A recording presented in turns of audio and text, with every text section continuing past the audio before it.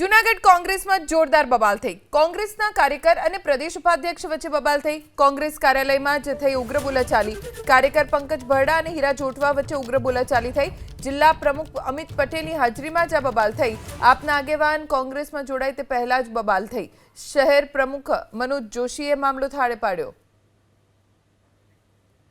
કોંગ્રેસ કાર્યાલયમાં ઉગ્ર બોલાચાલી થઈ। પંકજ ભરડા અને હીરા જોટવા વચ્ચે આમ આદમી પાર્ટીના કાર્યકર્તાઓ પક્ષમાં જોડાય પહેલા બંને સામસામે આવી ગયા અને આ બધું જ થયું જિલ્લા પ્રમુખ અમિત પટેલની હાજરીમાં।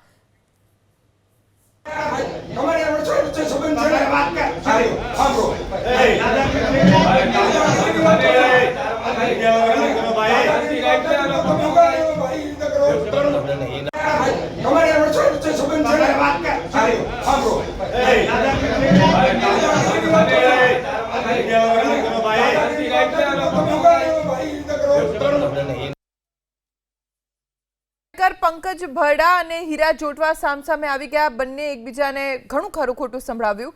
બાદમાં શહેર પ્રમુખ મનોજ જોશી વચ્ચે પડ્યા અને બંનેને સમજાવ્યા, મામલો થાળે પાડ્યો। આપના આગેવાન કોંગ્રેસમાં જોડાય તે પહેલા જ બંને સામસામે આવી ગયા છે।